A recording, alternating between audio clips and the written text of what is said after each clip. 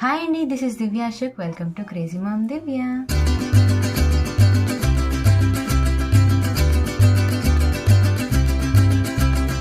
నేను ఈరోజు నా second pregnancy labour and delivery ఎక్స్పీరియన్స్ని మీతో షేర్ చేసుకోబోతున్నానండి. నా లాస్ట్ వీడియో నా labour and delivery vlog upload చేశాను కదండి. సో దాంట్లో చెప్పినట్టు చాలానే జరిగింది అనమాట. సో ఆ వీడియో ఎవరైనా చూడని వాళ్ళు ఉంటే ఛానల్ పేజ్కి వెళ్ళి ఒకసారి చెక్ చేయండి. సో ఇంకా లేట్ చేయకుండా వీడియో అయితే స్టార్ట్ చేసేస్తానండి. ఈ వీడియో ఎంత లెంత్ అవుతుందో నాకు తెలియదు. నేనైతే ఫుల్ డీటెయిల్గా చెప్పాలి అనుకుంటున్నాను. ఒకవేళ లెంత్ ఎక్కువైతే మాత్రం ప్లీజ్ బీ పేషెంట్ అండ్ చూడండి. యూస్ఫుల్ ఇన్ఫర్మేషన్ అయితే ఉంటుంది తప్పకుండా. ఏమైంది అంటే యాజ్ యూజువల్ నా ఫస్ట్ ప్రెగ్నెన్సీ లాగానే ఇప్పుడు కూడా నార్మలే అవ్వాలి అని నేను గట్టిగా ఫిక్స్ అయిపోయినా. అంటే స్టార్టింగ్ 6-7 months ప్రెగ్నెన్సీ ఉన్నప్పుడు నేను కొంచెం వీక్ ఉంది, ఏమో ఈసారి ఏమవుతుందో ఏమో అని చెప్పి ఏదైనా ఓకే అని అనుకున్నాను. బట్ టైం దగ్గరికి వస్తున్న కొద్దీ నేను కాన్ఫిడెన్స్ తెచ్చుకున్నాను, లేదు నాకు నార్మలే అవ్వాలి అని చెప్పి. అండ్ అట్లనే ఎక్సర్సైజెస్ కూడా స్టార్ట్ చేశాను. సో అలాగే నేను వీడియో అప్లోడ్ చేశాను కదండి, అప్పుడు నుంచి నేను ఎక్సర్సైజ్ చేస్తున్నాను, నార్మల్ ఎక్సర్సైజెస్. అండ్ నేను లేబర్ పెయిన్స్ కోసం కూడా వేరే ఎక్సర్సైజెస్ ఉంటాయి అన్నమాట. అవి కూడా చేశాను. అది చేసినప్పుడు వీడియో తీయాలి అని అనుకున్నా, బట్ అంత టైమే లేకుండే అనమాట. నేను ఎక్సర్సైజ్ స్టార్ట్ చేసిన జస్ట్ 2 times చేసిన, గత 3rd dayకే వచ్చేసినాయి నాకు పెయిన్స్. నేను నార్మల్గా హాస్పిటల్కి ఎవ్రీ ట్యూస్డే వెళ్తాను అనమాట. 9 months పడితే వీక్లీ రమ్మంటారు. అండ్ ట్యూస్డే వెళ్తాను అనమాట. సో 9 months పడ్డాక అప్పుడు ఒక ట్యూస్డే నేను వెళ్ళలేదు హాస్పిటల్కి. వెహికల్ లేకుండా వెళ్ళడానికి మన దగ్గర లేక ఇంకా వెళ్ళలేదు.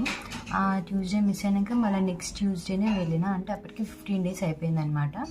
November 28th ట్యూస్డే రోజు వెళ్ళిన హాస్పిటల్కి. అప్పటికి నేను ఆ ముందు రోజే లేబర్ పెయిన్స్ వచ్చేలా కొంచెం ఎక్సర్సైజ్ లైట్గా చేసిన అనమాట. ఎందుకంటే వీడియో కోసమే చేసిన, నేను చేయనికి వస్తుందా రాదా అప్పుడు చేసిన అని చెప్పి లైట్గా ట్రై చేసిన. అప్పటికి నాకు లెగ్స్ పెయిన్ అండ్ నడుము పెయిన్ వచ్చింది. వెళ్తే వాళ్ళు ఆ రోజు చెక్ చేసి దారి ఓపెన్ అవుతుందని చెప్పినారు.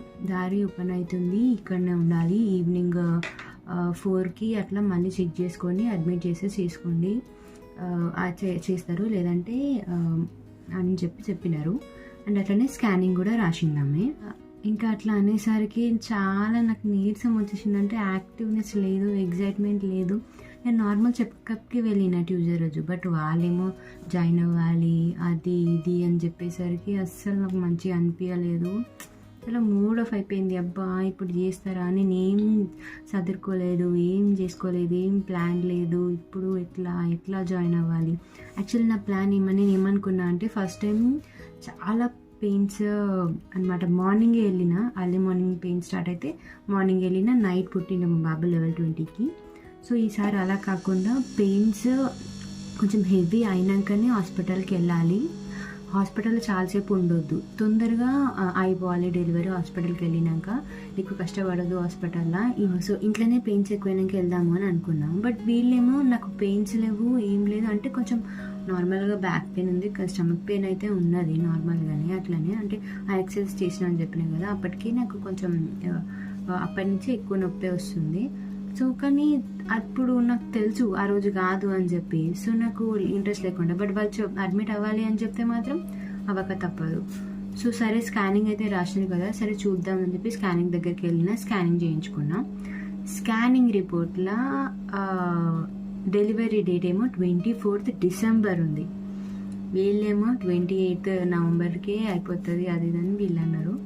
సో ఆ స్కానింగ్ రిపోర్ట్ తీసుకెళ్ళి మళ్ళీ వాళ్ళకి చూపెట్టిన, డాక్టర్ వాళ్ళకి చూపిస్తే ఇట్లా అన్నారు, మరి దారి ఓపెన్ అవుతుంది అన్నారు. ఈవినింగ్ 4 వరకు ఉండి మళ్ళీ చెక్ చేసుకోమని చెప్పినారు. అంటే స్కానింగ్ చూసి ఈవినింగ్ ఎందుకు ఉండడం అవసరం లేదు, వెళ్ళిపో, పెయిన్స్ వస్తే మాత్రం రా అని చెప్పారు. అమ్మయ్య అప్పుడు రిలాక్స్ అయ్యి ఎగురుకుంటూ ఇంటికి వచ్చేసినాం అనమాట. ఇంటికి వచ్చినాక ఇంకా ఆ రోజే నేను హాస్పిటల్ బ్యాగ్ వీడియో చేసిన, అప్పుడే సామాన్లన్నీ సదిరి పెట్టుకున్నాను అనమాట. ఇంకా 2-3 days టైం ఉంది నీకు అని చెప్పినారు డాక్టర్ వాళ్ళు. సో ఇంటికి వచ్చి అతను కూడా అదే చెప్పిన. సో నైట్ అన్నీ సదిరి పెట్టుకున్నాం. ఇంకా ఎర్లీ మార్నింగే నాకు పెయిన్ స్టార్ట్ అయింది. ఎర్లీ మార్నింగ్ 3:30కి అట్లా చాలా కడుపు నొప్పి లేచి బాత్రూమ్ వేసి వచ్చిన. కొంచెం ఫ్రీ అయినాక ఇంకా పడుకున్నా. ఇక 4:30 నుంచి ఇంకా షురు అనమాట. లైట్గా పెయిన్ వస్తుంది, తక్కువ అవుతుంది. అయితే 4:30కి నేను మళ్ళీ వాష్రూమ్ వెళ్ళినప్పుడు నాకు ఎల్లో కలర్ సబ్స్టెన్స్ కనిపించింది. మీకు గుర్తు పెట్టుకుంటే లాస్ట్ వీడియోలో కూడా నేను మెన్షన్ చేశాను, అంటే లాస్ట్ లేబర్ వీడియోలో మ్యూకస్ ప్లగ్ అని ఉంటుంది అనమాట. డెలివరీ అయ్యే ముందు, అంటే ఒక 2-3 డేస్ ముందు కావచ్చు, అది అట్లీస్ట్ 1 hour ముందు కూడా వెళ్ళే ఛాన్స్ ఉంటుంది. నాకైతే 4:30కి అట్లా వెళ్ళినప్పుడు ఎల్లో కలర్ది కనిపించింది. సో నేను నా ఫస్ట్ ప్రెగ్నెన్సీలో మాత్రం అది నైటే కనిపించింది. నైట్ కనిపిస్తే ఆ నెక్స్ట్ డే మొత్తం మళ్ళీ నైట్ అయింది డెలివరీ. బట్ ఈసారి ఎర్లీ మార్నింగ్ 4 o'clockకి కనిపించింది ఎల్లో కలర్ది. సో ఇక నేను అనుకున్న ఈరోజు అయ్యేటట్టు ఉంది అని చెప్పి కొంచెం పెయిన్స్ కూడా వస్తున్నాయి. సో వెళ్ళి పడుకున్నా. 4:30కి వచ్చింది పెయిన్. సరే అని ఆ పెయిన్ వచ్చినప్పుడు భరిస్తున్నా, అట్లనే పడుకున్నా. 5 o'clockకి ఇక నేను పెయిన్ వచ్చినప్పుడల్లా నేను టైం చూస్తున్నాను. నిద్ర అయితే పడుతుంది, అది కొంచెం సేపే ఉంటుంది, పోతుంది. సో అట్లనే ఇక అనుకున్నా, మా హస్బెండ్కి కూడా ఇట్లా వస్తుంది, ఈరోజు అయ్యేటట్టు ఉంది అంటే సరే చూద్దాం పడుకో అని చెప్పినాడు. ఇంకా పడుకుంటేనే కొంచెం రిలాక్స్ ఉంటుంది, లేచి ఆ టైంలో ఏం చేస్తాను నేను. సో పడుకునే ఉన్నాం. ఇక అట్లా 6:30 అయింది, 7 అయింది. 7కి ఇట్లా కొంచెం ఎక్కువ పెయిన్ వస్తుంది అన్నమాట. చాలా పెయిన్ వస్తుంది. వచ్చినప్పుడు 15 minutes అట్లా గ్యాప్ ఉంది.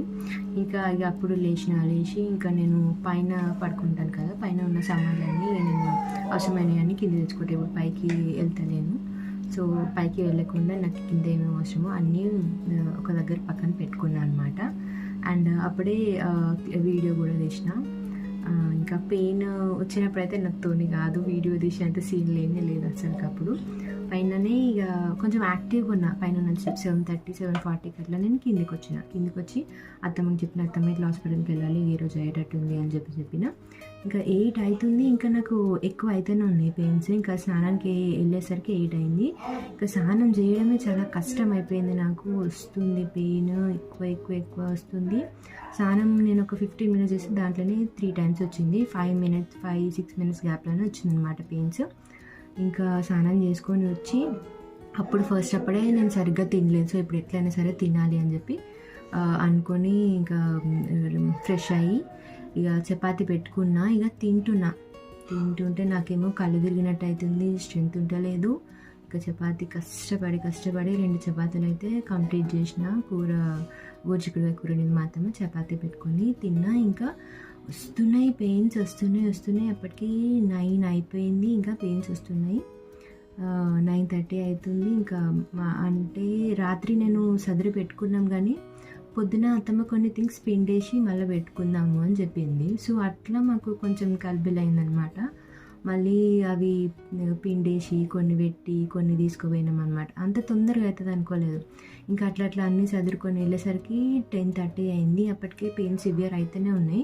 ఇంకా నేను జల్దీ వెళ్ళిపోవాలి అని చెప్పేసి ఇంకా వెళ్ళినాము. ఆటోలో కూర్చొని స్టార్ట్ అయినాము ఇంటి దగ్గర నుంచి.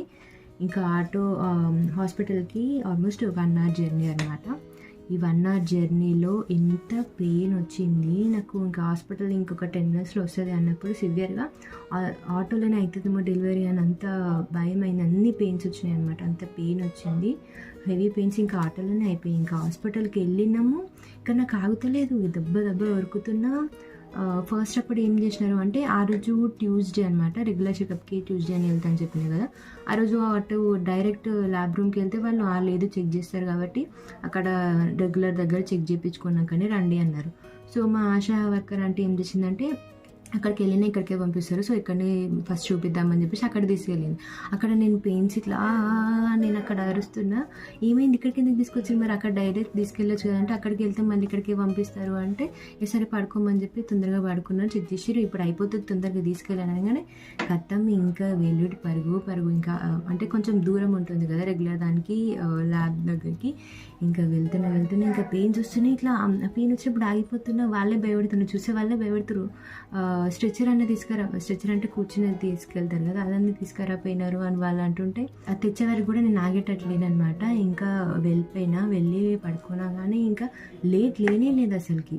ఈ డైరెక్ట్ బెడ్ పైన పడుకోబెట్టినారు. ఆల్మోస్ట్ 6-7 వాళ్ళు ఉంటారు కదా అసిస్ట్ చేసే వాళ్ళు. ఇంకా అందరూ నా పెళ్ళిగానే అమ్మాయిలే అనమాట, ఏజ్ అంతే ఉంటుంది అందరిది.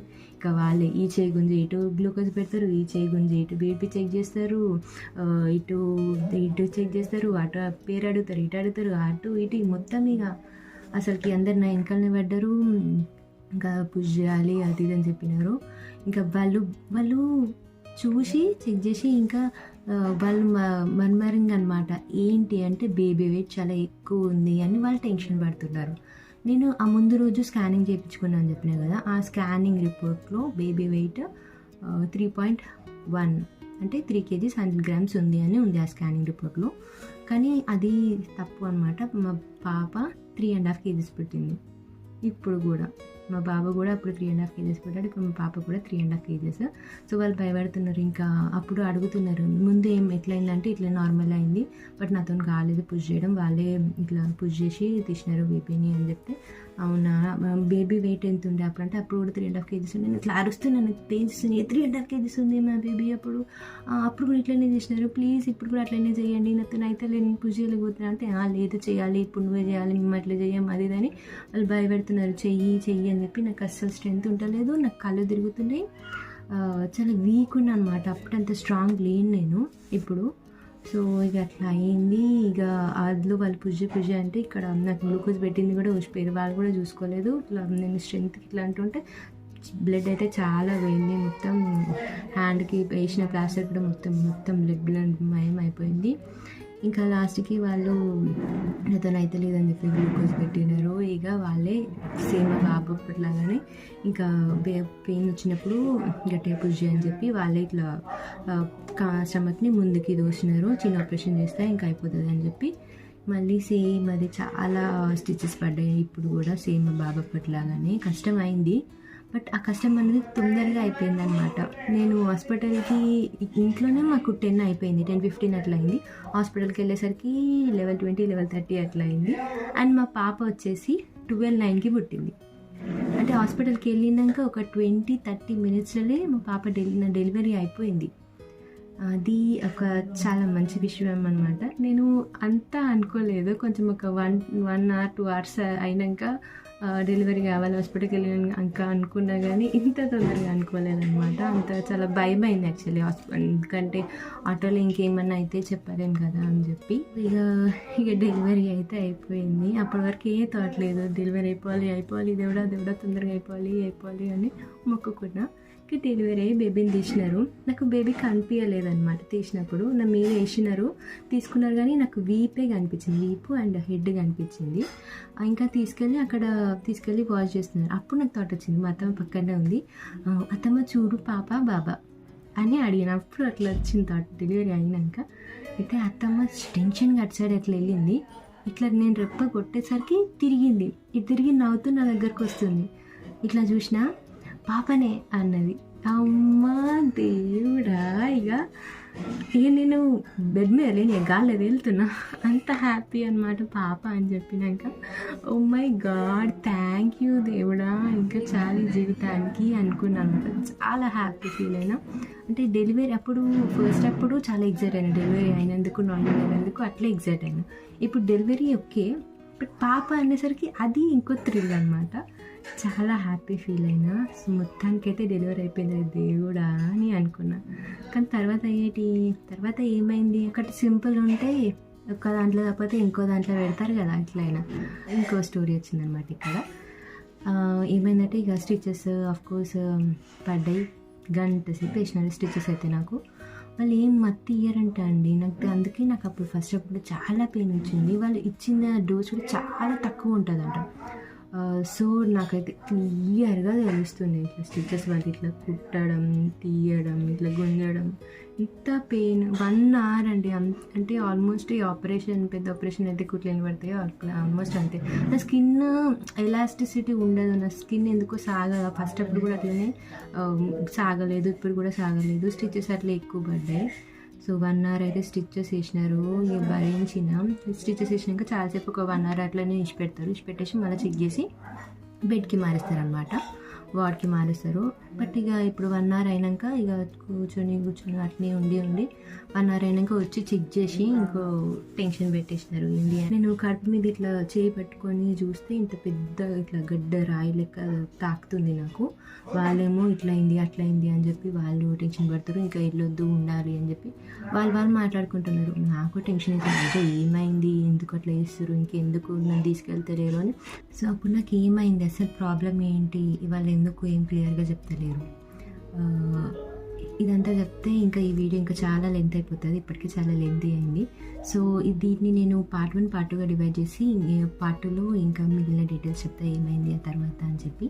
సో వీడియో ఇక్కడి వరకు చూసినందుకు థ్యాంక్ యూ అండి. అలాగే ఈ వీడియో ఎవరికైనా హెల్ప్ఫుల్ అనుకుంటే తప్పకుండా షేర్ చేయండి.